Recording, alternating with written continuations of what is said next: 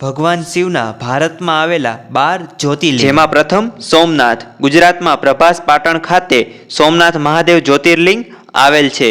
અમદાવાદથી સોમનાથનું અંતર 460 કિલોમીટર છે. ઇતિહાસમાં અહીં ચંદ્રદેવને દક્ષિણાશાપથી ક્ષયનો રોગ થયો હતો. તેમણે અહીં શિવની કઠોર તપસ્યા કરી હતી. શિવ પ્રસન્ન થઈને ચંદ્રદેવને રોગ મુક્ત કર્યા હતા. ત્યારથી આ સ્થાનને સોમનાથ તરીકે ઓળખાયું હતું.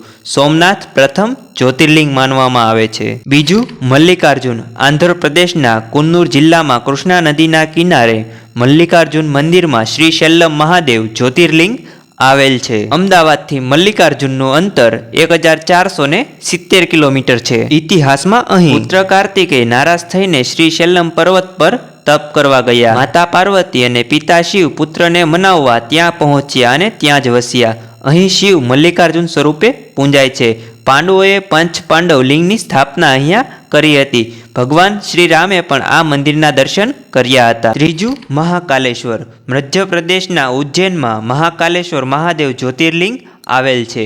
અમદાવાદથી ઉજ્જૈનનું અંતર 560 કિલોમીટર છે. ઇતિહાસમાં અહીં ઉજ્જૈન નગરી પર દૈત્યોનો ઉપદ્રવ હતો.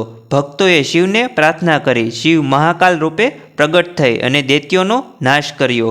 આ જ્યોતિર્લિંગ સ્વયંભૂ છે. આ જ્યોતિર્લિંગ એકમાત્ર દક્ષિણાભિમુખી જ્યોતિર્લિંગ છે. ચોથું ઓમકારેશ્વર, મધ્યપ્રદેશમાં આવેલું આ ઓમકારેશ્વર મહાદેવ જ્યોતિર્લિંગ નર્મદા નદીના કિનારે આવેલું છે. અમદાવાદથી ઓમકારેશ્વર 460 કિલોમીટરના અંતરે છે. ઇતિહાસમાં અહીં નર્મદા નદી પાસે આવેલા ઓમ આકારના દ્વીપ પર દેવ અને દાનવોનું યુદ્ધ થયું હતું. દેવોની પ્રાર્થનાથી આ સ્થાન પર ભગવાન શિવ પ્રગટ થયા હતા. આ સ્થાન પર ઓમનાથનું વિશેષ મહાત્મ્ય માનવામાં આવે છે. પાંચમું કેદારનાથ, ઉત્તરાખંડમાં હિમાલયની પર્વતમાળામાં કેદારનાથ મહાદેવ જ્યોતિર્લિંગ આવેલું છે. અમદાવાદથી કેદારનાથનું અંતર અંદાજે 1425 કિલોમીટર છે. ઇતિહાસમાં અહીં મહાભારત પછી પાંડવો પાપ મુક્તિ માટે ભગવાન શિવને શોધતા હતા. શિવ અહીં બળદનું સ્વરૂપ ધારણ કરી અને છુપાયા હતા, પણ પાંડવોએ તેમને ઓળખી લીધા હતા. બળદનો પીઠનો ભાગ અહીં પ્રગટ થયો, જેને કેદારનાથ કહેવાય છે. છઠ્ઠું ભીમાશંકર, મહારાષ્ટ્રમાં પૂનાની નજીક ભીમાશંકર મહાદેવ જ્યોતિર્લિંગ ભીમાવતી નદીના કિનારે આવેલું છે. અમદાવાદથી ભીમાશંકરનું અંતર 690 કિલોમીટર છે. ઇતિહાસમાં અહીં ભીમાસુર નામના દૈત્યથી ઋષિઓ અને પ્રજા ત્રસ્ત હતી. ભગવાન શિવે શંકર રૂપ ધારણ કરી દૈત્યનો સંહાર કર્યો.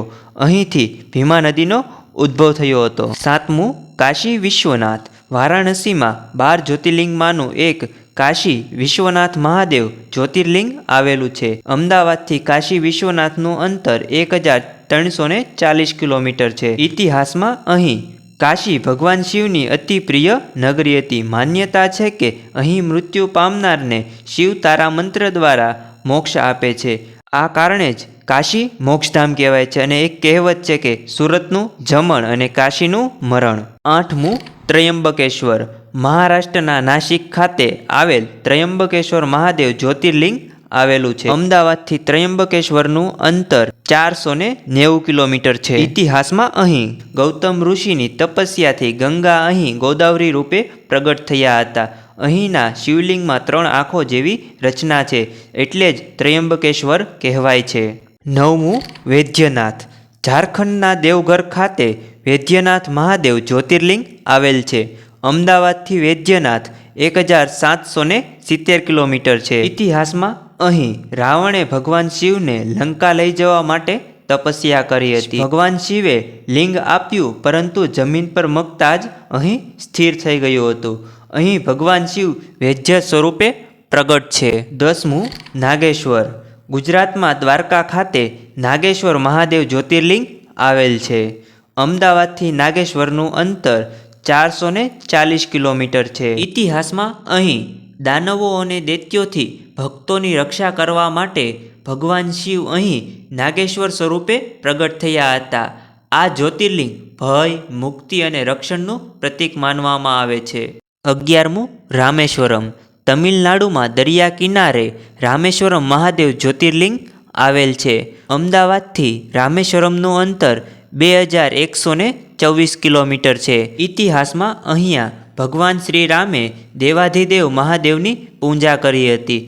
રાવણ સાથે યુદ્ધમાં કોઈ પાપ ન થાય તે કારણે ભગવાન રામે મંદિરમાં શિવજીની આરાધના કરી હતી.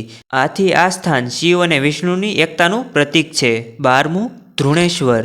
મહારાષ્ટ્રમાં ધ્રુણેશ્વર મહાદેવ જ્યોતિર્લિંગ આવેલું છે. અમદાવાદથી ધ્રુણેશ્વરનું અંતર 592 કિલોમીટર છે. ઇતિહાસમાં અહીં એક દંતકથા અનુસાર ધ્રુષ્મા નામની સ્ત્રી રોજ અહીં ભગવાન શિવની પૂજા કરતી હતી અને શિવલિંગ પર પાણી ચઢાવતી હતી. તેની અખંડ શ્રદ્ધાથી ભગવાન શિવ અહીં પ્રગટ થયા હતા. આ ભક્તિનું એક શ્રેષ્ઠ ઉદાહરણ છે. આ હતા ભગવાન શિવના ભારતમાં આવેલા 12 જ્યોતિર્લિંગ, જેમાંના 2 જ્યોતિર્લિંગ આપણા ગુજરાતમાં આવેલા છે, સોમનાથ મહાદેવ જ્યોતિર્લિંગ અને નાગેશ્વર મહાદેવ જ્યોતિર્લિંગ. તો મિત્રો, તમને આ વિડીયો જરૂર ગમ્યો જ હશે તો વિડીયોને લાઇક કરો અને શેર કરજો અને આવી જ માહિતીય સ્ટડી વિડીયો જોવા અમારી ચેનલને સબસ્ક્રાઈબ કરજો અને કોમેન્ટ કરજો. હર હર મહાદેવ.